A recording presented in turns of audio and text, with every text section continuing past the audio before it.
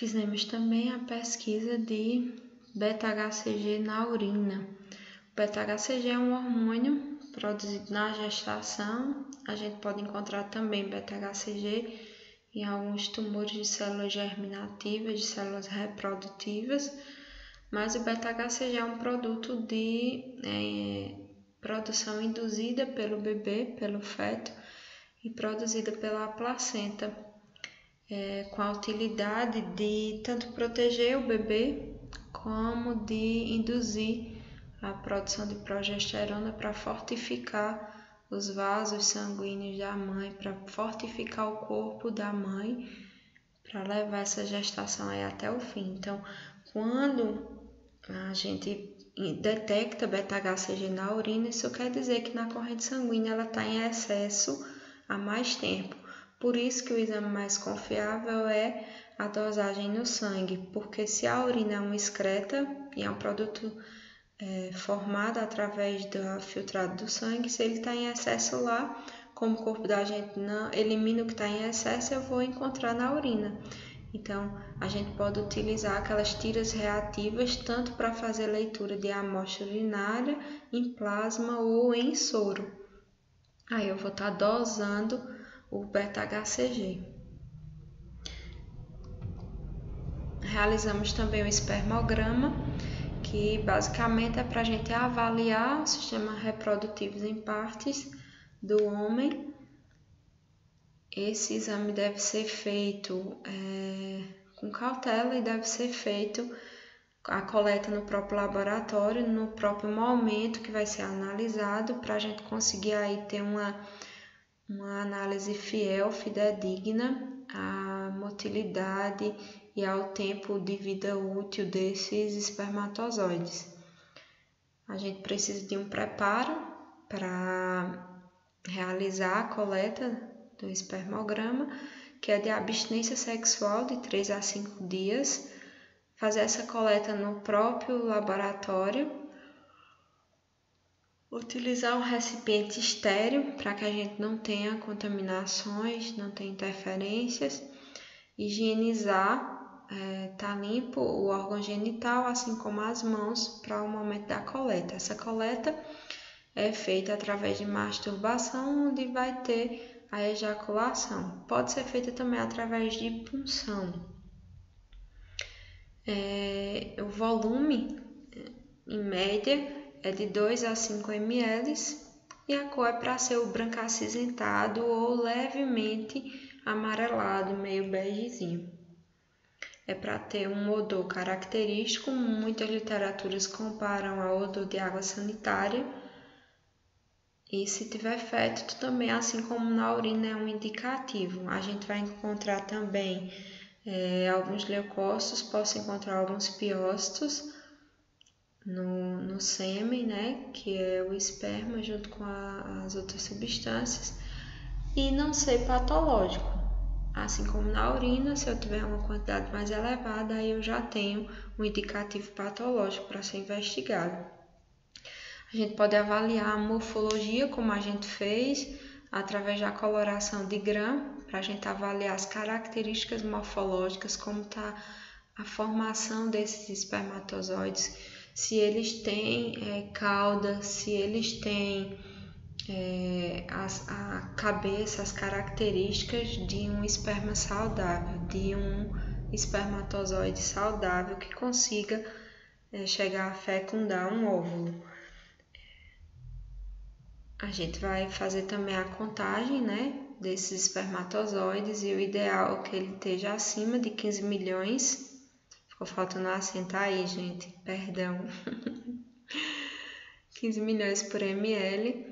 A gente vai avaliar também a motilidade, a viabilidade. A motilidade, se eles tem que ser progressiva, contínua. A viabilidade, quantos vivos e quantos mortos eu tenho, ou quantos vivos e quantos inativos, vamos dizer assim, eu tenha. O ideal é que tenha de 75 acima viáveis. E tem o exame físico-químico, que eu vou ver a viscosidade, a consistência e o pH desse esperma. Agora encerramos uranálises, exames dentro de uranálises que foram realizados e adentramos agora para exames realizados no setor de parasitologia. Vamos pensar um pouco. Eu tenho aí dentro da parasitologia vários tipos de parasitas, cada um com suas particularidades, cada um com um ciclo evolutivo diferente, cada um com características de vida diferentes. Então, eu não tenho uma técnica que consiga 100% aí de certeza para avaliar todos os tipos parasitários, porque eu tenho uma diversidade parasitária grande. Então, a gente vai ter técnicas, que a gente vai ver agora mais à frente, para a gente conseguir recuperar, para a gente conseguir resgatar em análise os parasitas que a gente está buscando, dependendo da clínica do paciente. Geralmente, não se vem especificado nas requisições qual é a suspeita de quem solicitou, e sim só vem a pesquisa. Porém, se a gente conversar com o paciente, a gente consegue algumas informações que possam nos orientar sobre que técnicas utilizar. Geralmente a gente utiliza a técnica de Hoffmann, porque é uma técnica que eu consigo resgatar parasitas adultos, cistos, ovos, então eu consigo aí lavas, então eu consigo ter aí uma técnica de custo-benefício bom e que a gente consiga avaliar essas fezes e essa presença não parasitária. Dentre a parasitologia, eu tenho exames parasitológicos com amostras de fezes e tenho exames parasitológicos em amostras de sangue. Temos, ou seja, parasitas sanguíneos e parasitas intestinais. O que eu avalio nas fezes, parasitas intestinais, o que eu avalio no sangue, obviamente, parasitas sanguíneos. Para exame parasitológico em fezes, eu tenho aí vários tipos de amostras de fezes, diarreicas, fezes formadas, fezes ressecadas, isso que a gente tem que relatar também, porque já me diz uma sugestão sobre a rotina desse paciente e sobre o que buscar. Tenho que avaliar também se tem presença de muco, presença de gordura, presença de sangue nessa amostra quando ela chegar. E o exame parasitológico de sangue a gente pode fazer, como a gente fez a gota espessa, e a gente pode fazer o esfregaço camada delgada, que é aquele bem similar ao que a gente faz para a hematologia. Existem colorações mais específicas que a gente utiliza, além do panótico, que a gente usa em hematologia, que são o Ginsma e o Leishman, que são adaptações. O panótico, no caso, é uma adaptação já deles, que a gente utiliza para pesquisa de parasitas, coloração de gota espessa ou de camada delgada para pesquisa de parasitoses no sangue. A gente pode analisar também através de cultura. A coprocultura é uma cultura de fezes para a gente avaliar a presença principalmente de bactérias mais agressivas. Shigella, Salmonella, Klebsiella são as que a gente mais investiga. Como eu mostrei a vocês o HSS, que é Shigella e Salmonella. São mais agressivas e estão na maioria dos casos aí de infecções sérias por micro-organismos. Também devemos lembrar que, a depender do paciente, até bactérias mais comuns, dependendo do sistema imune dele, pode ser agressivo para ele. Então, tudo vai da condição do paciente, da idade, se é uma criança, se é um idoso, como é que o sistema imune dele está reagindo, para que a gente possa definir a gravidade. A coleta, eu tenho a coleta em potinho tradicional, que geralmente eu vou ter aí a amostra seriada, ou amostra única em fezes formadas. Por que a amostra seriada e a amostra única? A amostra única vai ser mais difícil da gente resgatar em um parasita, porque a gente teria que ter aquela sorte, aquela ajuda para encontrar o ciclo evolutivo dele naquele momento em uma única amostra. E a amostra seriada, eu vou ter aí amostras com 2 dias de diferença, alguns lugares adotam um dia de diferença de uma amostra para outra, e eu vou ter uma chance maior de resgatar o ciclo evolutivo desse parasita e conseguir identificar ele nessa amostra de fezes. Então, o ideal seria a amostra seriada.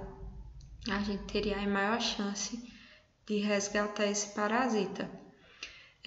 Para amostras de coprocultura, a gente vai fazer uso de pote coletor estéreo para que não ocorram interferências nem contaminantes. Para fazer pesquisa de parasitas sanguíneos, a gente pode fazer na polpa digital do dedo, como a gente fez, porque eu preciso de sangue das extremidades capilares, e a gente consegue através de uso de lanceta e fazer essa coleta através de uso de lanceta. Alguns pacientes, essa amostra normal de fezes não vai servir tanto para a gente identificar o parasita, porque alguns parasitas eles depositam seus ovos no ânus.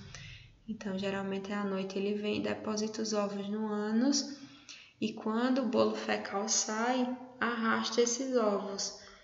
Por isso que a gente tem que pegar várias partes do bolo fecal para que a gente consiga um resgate maior desse parasita. Se eu pego só daquela crosta, eu posso não encontrar. Geralmente é para a gente mexer mesmo nas fezes e pegar de várias partes do bolo fecal, para que a gente tenha uma chance maior de resgatar esse parasita, de conseguir identificá-lo.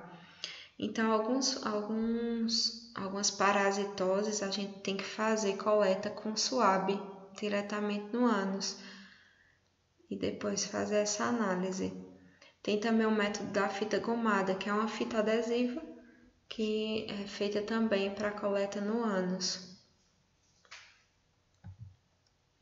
As técnicas, como a gente já havia conversado antes, eu vou ter, vamos dizer, uma técnica, digamos, universal.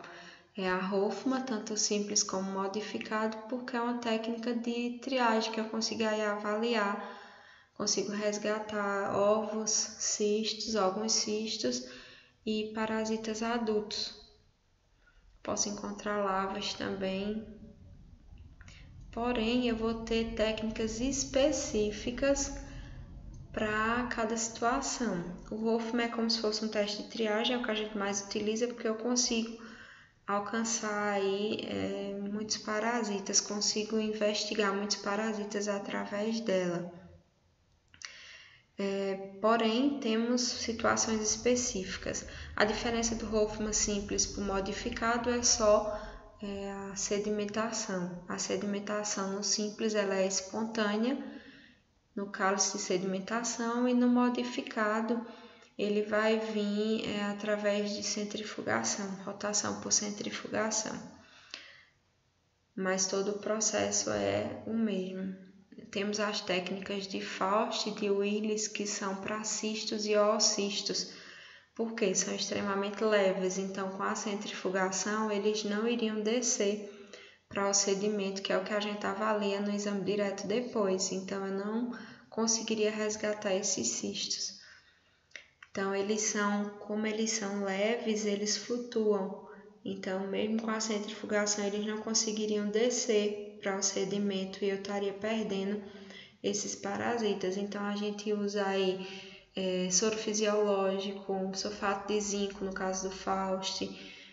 Pode fazer uma garapa também com açúcar, porque aí eu vou criar uma densidade diferente e eu vou conseguir aí que eles flutuem com mais facilidade e eu vou conseguir resgatar eles em um pellet que a gente chama, que é o que fica em cima na amostra. Eu utilizo o Berman e Moraes e o Rugai, são técnicas de termotropismo, muito utilizadas para lavas, porque as lavas elas têm uma afinidade pelo calor e por água. Então a gente usa água aquecida para que elas migrem, saiam das fezes e migrem para essa água e a gente consiga analisá-las. Então são técnicas específicas para a pesquisa de lavas. Eu tenho o CAT-CATS, que é uma técnica de quantificação. É um método quando a gente quer contar. Nos outros métodos são qualitativos, eu só estou avaliando presença ou ausência. No CAT-CATS é um método desenvolvido para a gente quantificar, contar os parasitas e suas formas. Em todos eles eu vou ter o exame direto, que é aquele que eu faço na microscopia, porém eu posso fazer esse exame direto já com as fezes. Posso fazer uma diluição em água destilada ou em soro também, e já posso avaliar sem a realização dessas técnicas. Porém, todas elas eu vou ter a visualização na microscopia. Realizamos também a pesquisa de sangue oculto nas fezes, que aí a gente vai estar avaliando, o sistema gastrointestinal e avaliando se eu tenho aí presença de sangue, pode ser úlceras, neoplasias, eu posso ter parasitas invasivos. Então, esse sangue pode ser aparente, que a gente visualiza a olho nu, ou pode ser um sangue oculto. Por isso o nome da pesquisa, sangue oculto nas fezes, é aquele que a quantidade é tão pouca que eu não consigo enxergar a olho nu. Então eu tenho que fazer reativos para que eu consiga identificar. O processamento dessa amostra são fezes do dia, recém-colhidas. Eu posso fazer através de testes rápidos, com o cassete ou saboneteira, como alguns chamam, como a gente fez. Teste rápido para pesquisa de sangue oculto nas fezes, onde a gente faz as diluições e a gente faz essa pesquisa aí imunocromatográfica. Ou eu posso fazer também, como fizemos, através do reativo de Meyer, onde eu vou ter uma reação colorimétrica quando eu coloco o reativo de Meyer e depois a água oxigenada, e eu tenho uma reação colorimétrica para rosa ou vermelho, dependendo da intensidade e a quantidade de sangue que eu encontro nessas fezes. Não fizemos, mas também é solicitado o exame de pesquisa de gordura nas fezes. Também é bem solicitado. O preparo para esse exame esses exames de sangue oculto nas fezes é não ingerir carnes, não ingerir bebida alcoólica, evitar laxantes, supositórios, medicação como anti-inflamatórios, estimulantes como a cafeína, pelo menos 3 dias antes do dia de coleta. Evitar esforço físico também, isso tanto para a coleta urinária como para a coleta de fezes, evitar esforço físico intenso. Muito obrigada. Espero vocês na próxima aula. Um beijo.